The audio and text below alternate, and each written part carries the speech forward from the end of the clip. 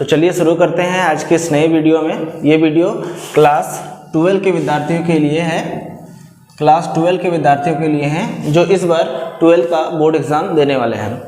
ये video class 12 के Hindi subject का है और हिंदी का जो भी सिलेबस है एक परिचय के तौर पे हम लोग पढ़ेंगे और हिंदी में कौन कौन सा सब चैप्टर पूछा जा रहा है या कौन कौन सा चैप्टर इसमें आने वाला है उसका अध्ययन करेंगे। तो सबसे पहली बात है हिंदी का क्लास 12 में दो बुक है और दो भाग है। एक भाग का नाम है इलेक्टिव और एक भाग का नाम है कोर। ठीक है, तो ये हिंदी कोर इलेक्टिव वाले बच्चों के लिए है, लेकिन हिंदी कोर में कौन कौन सी किताबें हैं ये भी बताएंगे। अगर आप लोगों को हिंदी कोर का सिलेबस चाहिए तो आप लोग कमेंट करेंगे, हम हिंदी कोर का भी सिलेबस का वीडियो बना करके डालेंगे। ये स्पेशली हिंदी इलेक्टिव वाले का है, जिन विद्यार्थियों का हिंदी इलेक्टिव का सब्जेक्ट है। तो हिंदी का दो भाग है, एक भाग का नाम है इलेक्टिव, एक भाग का नाम है कोर। तो हिंदी इलेक्टिव में भी दो किताब हैं, एक किताब का नाम है अंतरा और एक किताब का नाम है अंतराल। सेम उसी तरीके से हिंदी कोर में भी दो किताब है, एक किताब का नाम आरोह है और एक किताब का नाम वितान है। तो क्लास हिंदी में जो इलेक्टिव बुक है इसका अंतरा और अंतराल दो किताब हैं। दोनों किताब के अलग अलग चैप्टर्स हैं, अलग अलग बुक्स टॉपिक्स हैं। अगर हम हिंदी अंतरा की बात करें तो इसका दो खंड है, मतलब दो पार्ट में बटा हुआ है। एक पार्ट का नाम है काव्य खंड और एक पार्ट का नाम है गद्य खंड। काव्य खंड का मतलब होता है कविता वाले भाग, ठीक है, और गद्य खंड का मतलब होता है कहानियां वाले भाग। काव्य खंड की अगर हम बात करें तो काव्य खंड में कविताएं आ जाते हैं, पद आ जाते हैं, दोहे आ जाते हैं। इस काव्य खंड में दो भाग या दो तरह का कविताएं को पढ़ना है। पहला है आधुनिक कविता और दूसरा है प्राचीन कविता। प्राचीन का मतलब पुराना कविता जैसे रामायण वगैरह वाला, और नया वाला आता है आपका आधुनिक में जो आज के युग है या 5 साल 10 साल 50 साल 60 साल पहले वाले की जो कविताएं हमारे बुक में एनसीईआरटी में डाला गया है, इन्वॉल्व किया गया, वो वाली सिलेबस। अब अगर देखेंगे तो अंतरा बुक में हमको कितना चैप्टर पढ़ना है, क्या पढ़ेंगे, अंतरा बुक में हमको कितना चैप्टर पढ़ना है इसकी अगर बात करेंगे तो आधुनिक कविता में हमको 5 कविता पढ़ना है, प्राचीन कविता में हमें 4 कविताएं पढ़ना है, तो टोटल 9 कविताएं हो गए। ठीक है, 9 कविताएं हमको पढ़ना है।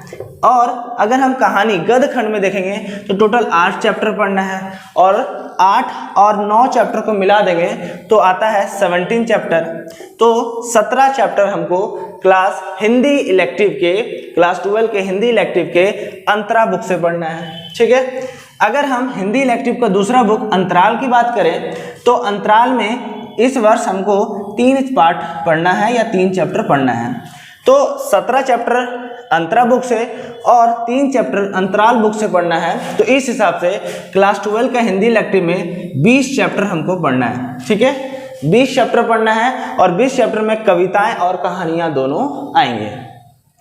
अगर हम बात करें हिंदी इलेक्टिव के तो ये सिलेबस है। अगर हम बात करें हिंदी कोर के तो हिंदी कोर में 2 किताब हैं, आरोह और वितान। तो आरोह में आपका टोटल शायद 15 चैप्टर है, कंफर्म नहीं है, अगर आप सिलेबस भूलिएगा तो हम डालेंगे, और वितान में 5 चैप्टर है। ठीक है, तो आपको विशेष ध्यान देना है हिंदी इलेक्टिव वाले चैप्टर पे, हिंदी इलेक्टिव वाले बुक पे 2 किताबें अंतरा और अंतराल। अंतरा में 2 पार्ट है, काव्य खंड कविता वाला भाग और गद्य वाला भाग, गद्य मतलब कहानी वाला भाग, जिसमें आधुनिक कहानियां कविताएं और प्राचीन पुराने जमाने का कविताएं दोनों मिक्स है। तो 9 को कविता पढ़ना है और 8 तो हमको कहानियां पढ़ना है। तो टोटल मिला करके हिंदी इलेक्टिव में 20 चैप्टर पढ़ना है। अभी हम लोग अंतरा बुक में कौन कौन सा चैप्टर है, चैप्टर का नाम भी देखेंगे, और अंतराल बुक में कौन कौन सा चैप्टर है उसका भी नाम देखेंगे। तो अंतरा बुक में हम लोग जानेंगे, सबसे पहले जो चैप्टर पढ़ना है वो पढ़ना है जयशंकर प्रसाद का। तो जयशंकर प्रसाद बहुत ही अच्छे कवि हैं और इनकी कहानियाँ आप लोग बचपन की क्लास में भी पढ़े होंगे। तो जयशंकर प्रसाद की सबसे पहले कविता, ये हम लोग अभी जो पढ़ने जा रहे हैं या सिलेबस देख रहे हैं हिंदी इलेक्टिव का अंतरा बुक का है, जिसमें हम लोग काव्य खंड को देखेंगे। किसमें देखेंगे, काव्य खंड को। तो काव्य खंड में जो सबसे पहले लेखक है वो है जयशंकर प्रसाद की कविता पढ़ेंगे। इसमें हमको 2 कविताएं दिया गया है। पहला कौन सा है, देवसेना का गीत, और दूसरा है कॉर्नेलिया का गीत। ये कॉर्नेलिया कौन थी, ये चंद्रगुप्त की पत्नी का नाम था कॉर्नेलिया। ठीक है, चंद्रगुप्त कौन सी? जो चंद्रगुप्त मौर्य थे। देवसेना का गीत और कौंडिल्य गीत ये जयशंकर प्रसाद द्वारा लिखा गया। ये कविताएं, दोनों कविताएं हम लोग को क्लास 12 में हिंदी इलेक्टिव की बुक में पढ़ना है, जो कि बहुत इंपॉर्टेंट चैप्टर है, इससे क्वेश्चन पूछा जाता है, एमसीक्यू वगैरह भी। दूसरा जो हम लोग को कविता पढ़ना है वो पढ़ना है सरोज स्मृति। क्या नाम है? सरोज स्मृति। स्मृति का मतलब याद होता है और सरोज नाम है लड़की का, तो सरोज की याद चैप्टर है। और इनके लेखक है सूर्यकांत त्रिपाठी निराला, तो निराला जी के नाम से फेमस है सूर्यकांत त्रिपाठी निराला। और ये चैप्टर हमको चैप्टर 2 में पढ़ना है, कविता खंड में या काव्य खंड में। आगे है सच्चिदानंद हीरानंद वात्स्यायन, शॉर्ट फॉर्म में इनको अज्ञेय जी भी कहते हैं। क्या कहते हैं? अज्ञेय जी, ठीक है, शॉर्ट फॉर्म में। इनका पूरा नाम है सच्चिदानंद हीरानंद वात्स्यायन अज्ञेय। और इनके 2 कविता पढ़ना है, पहला है यह दीप अकेला और दूसरा है मैंने देखा एक बूंद। ये चैप्टर पढ़ना है। आगे आता है चैप्टर 4 में अगर देखिएगा तो केदारनाथ सिंह पढ़ना है। इनमें भी 2 कविता है, बनारस और दिशा। दिशा छोटा कविता है, बनारस थोड़ा लंबा है, लेकिन बहुत इंटरेस्टिंग चैप्टर है।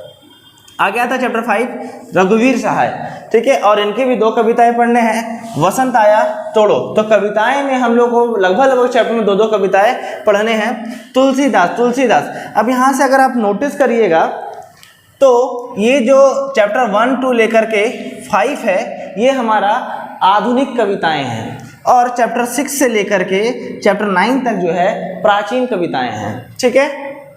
तो यहाँ से हमारा प्राचीन कविताएं शुरू होता है, जैसे तुलसीदास जी का, ठीक है। तुलसीदास तो महाकवि हैं भाई, ठीक है। और इनके 2 कविताएं हमको यहाँ पर पढ़ना है। पहले है भरत राम का प्रेम, वही राम लक्ष्मण वाला रामायण वाला भरत राम का प्रेम, मतलब राम भाई और भरत भाई में कितना प्रेम था, ये चैप्टर पढ़ना है। और दूसरा पढ़ना है पद, ये भी रामायण से ही लिया गया। आगे आता है चैप्टर 7 में मलिक मोहम्मद जैसी जी साहब का कविता पढ़ना है, जो एक्चुअली कविता है दोहा टाइप का, और ये है 12 मासा, मतलब 12 महीना का जिक्र, ठीक है। आगे आता है विद्यापति भी हमारे पुराने कवि हैं, प्राचीन कवि हैं। इनका चैप्टर को पढ़ना है, कविताएं जो है हमारे काव्यखंड में पद दिया हुआ है। आगे आता है चैप्टर 9 काव्यखंड का, ये अंतिम है चैप्टर 9 घनानंद, और इनके हैं कवित। तो ये चैप्टर पढ़ना है हमको काव्यखंड में।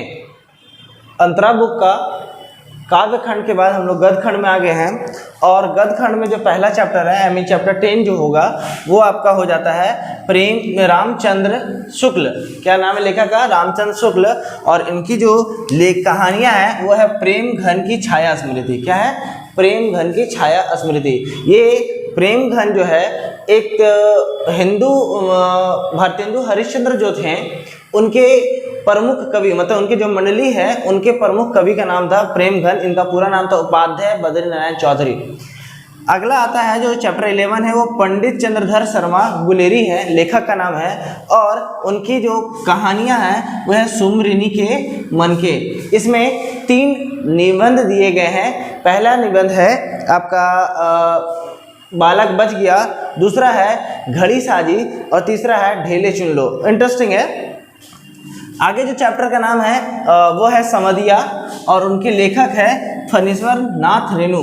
ये जो समधिया है ये एक संवाद का, मैसेज पहुंचाने वाले को संवाद कहते हैं, संदेश पहुंचाने वाले को, उसी का कहानी, अच्छा कहानी है।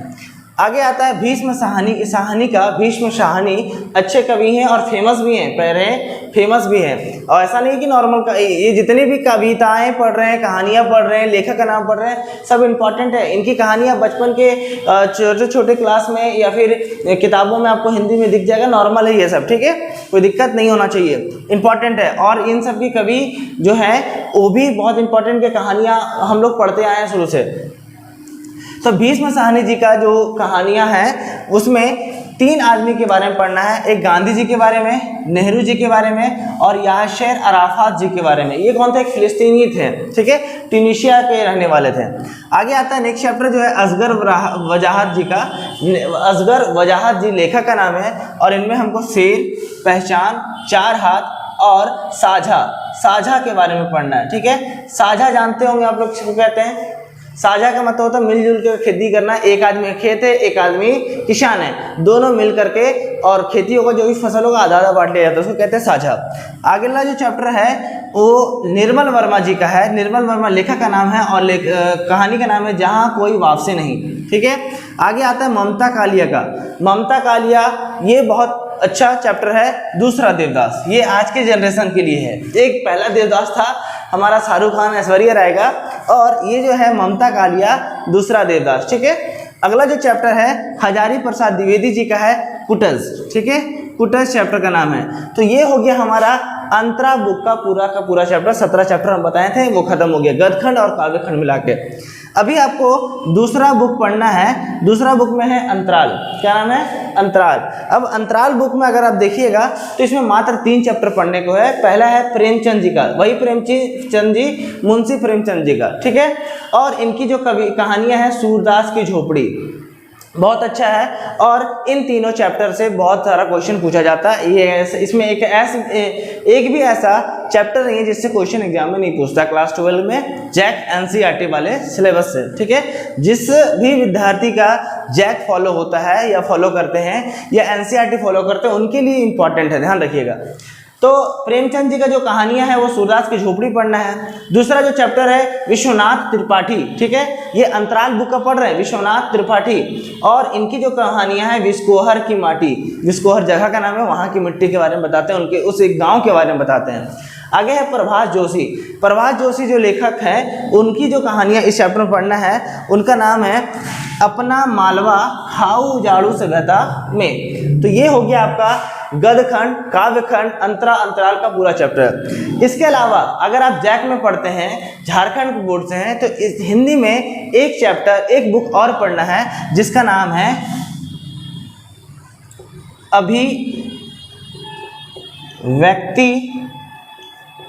एवं माध्यम। ठीक है, ये बुक पढ़ना है। ये एक एज अ ग्रामर आप समझिए, इसमें मैसेज, रेडियो, टीवी वगैरह के बारे में पढ़ना पड़ता है, और ये पाठ्य पुस्तक हो गया। ये एज अ ग्रामर समझ लीजिए आप इसको, लेकिन ये भी इंपॉर्टेंट होता है। इससे भी 9 नंबर का क्वेश्चन प्रत्येक एग्जाम में पूछता है, क्लास 11 हो या क्लास 12 है। तो ये रहा हिंदी का सिलेबस। ठीक है, आप स्क्रीनशॉट भी ले सकते हैं, और मिलते हैं अब आगे वीडियो में।